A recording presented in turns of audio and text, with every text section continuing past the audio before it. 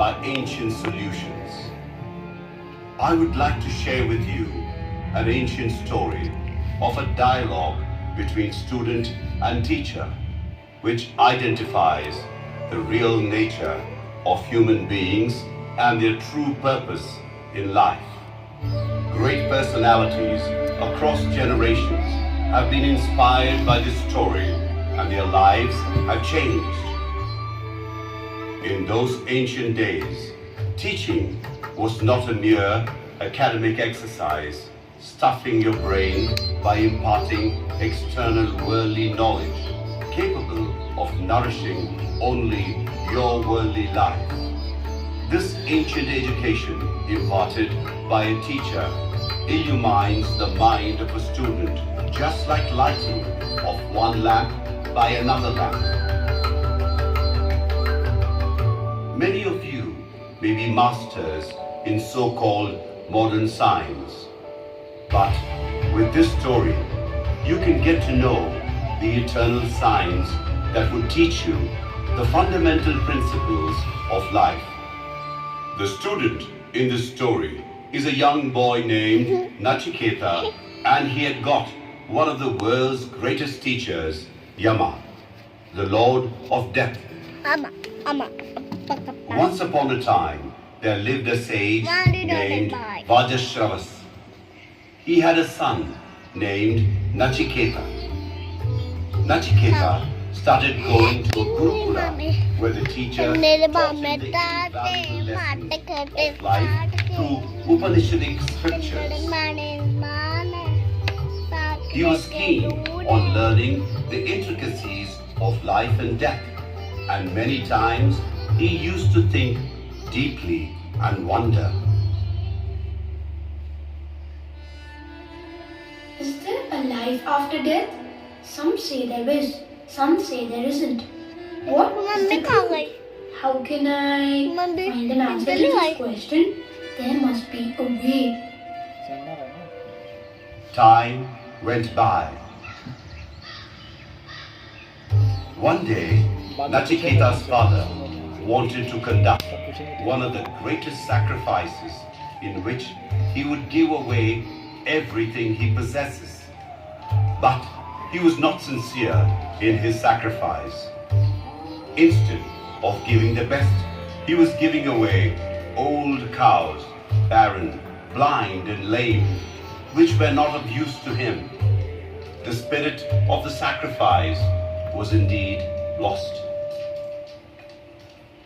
My father, by offering these old cows, he will go to the dark world of misery. As a dutiful son, shouldn't I protect my father? If I can sacrifice my life, I can save my father. Father, to whom will you give me?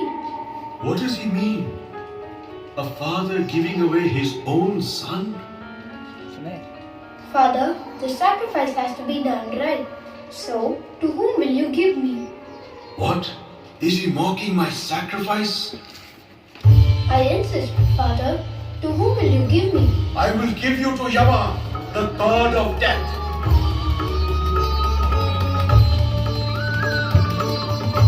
Yes, Father, at your command. Oh no, what have I done? My son, don't leave me. Out of anger I said so. I have made a grave mistake. Father, do not grieve. Truth has to be upheld. And with your blessings, let me go to Yama's world, abode of death.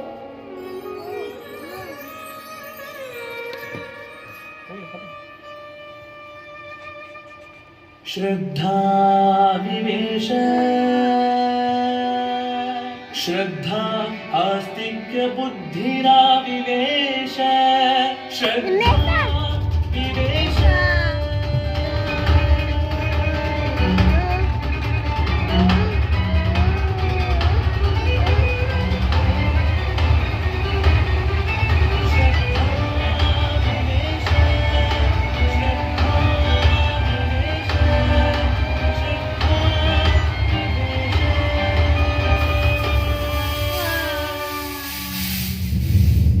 Nachiketa reached Yama's world, But then Yama was not at home. He waited for 3 days with no food or water. And then Yama returns and finds that Nachiketa, as a guest, has not been received well at his place. Now, Yama wants to repent for his mistake. He grants him 3 boons. Nachiketa asked for 2 boons, which Yama immediately fulfills. But then, the 3rd boon that Nachiketa asked, it really startled Yama. Oh, Yamaraja, some people believe that there is life after death, others don't. I wish to understand this. This is the 3rd boon I choose. Oh, I did not expect such a profound question from a young boy, so let me test him. The question that you just asked, even the gods have doubts about this. This mystery of life after death is not easily understood. Ask for something else. I cannot get a better teacher like you, since you are the Lord of Death, the one who can demystify the mystery of life after death. Nachiketa, ask for an empire on this earth and live as many years as you like. Ask for sons and grandsons and enjoy your long life with them. Ask for all the riches of the world and I will give you in gold. Ask for the most beautiful women and I will give you all these. But do not ask me what happens after death. Youth and beauty vanish. Name and fame are short-lived. Long life and wealth are not everlasting. I want nothing else except understand the mystery of death. Nachiketa, you are wise. You have declined the temptation for wealth, name and fame, long life and beautiful women. You are brave enough to ask the highest truth.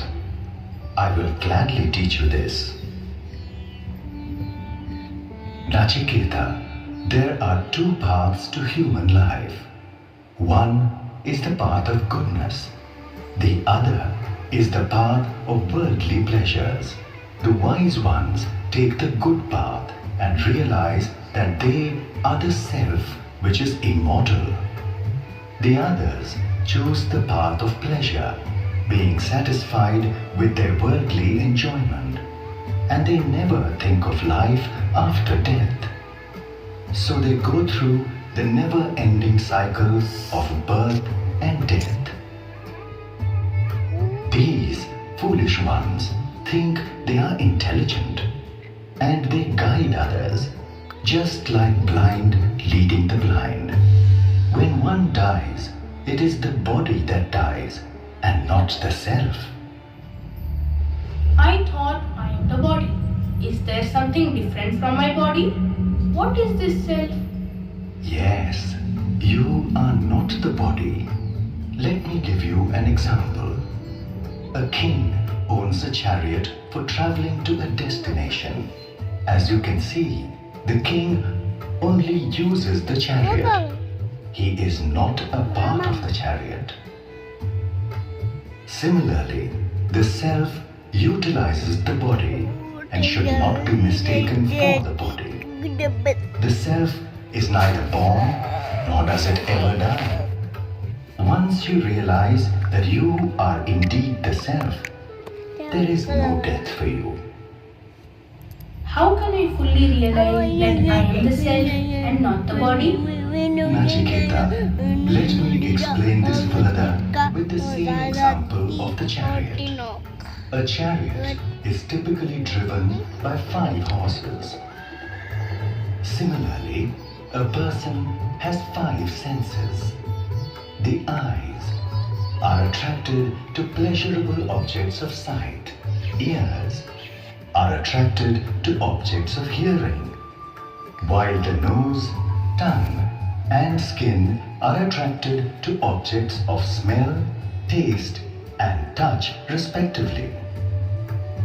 These desire pleasurable things and distract the human by making his mind go outward. If the horses are not kept under control, the destination cannot be reached. Likewise, one who cannot control his senses cannot reach the goal. Only a person who can control these five senses would be able to realize that he is the self. How do I control these five senses? Just as the chariot with 5 horses is guided by the chariot's driver, the 5 senses are regulated by your mind. The mind should be gradually trained to give up worldly desires, and the senses have to be reoriented to seek the path of goodness. This persistent practice will lead you to the knowledge of the self. The path towards self is certainly challenging, and it's like walking on the sharp edge of a razor. But be fearless and do not despair. Arise, awake, and learn the eternal science of self from the enlightened ones.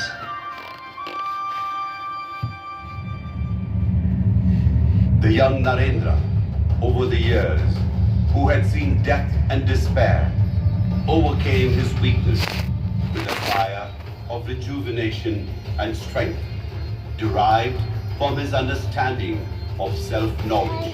Narendra traversed this path of greatness and thus became Swami Vivekananda.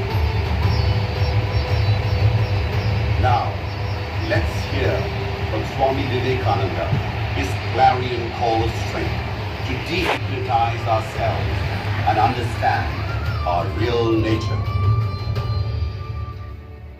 Strength, strength, strength is what we want. All power is within you.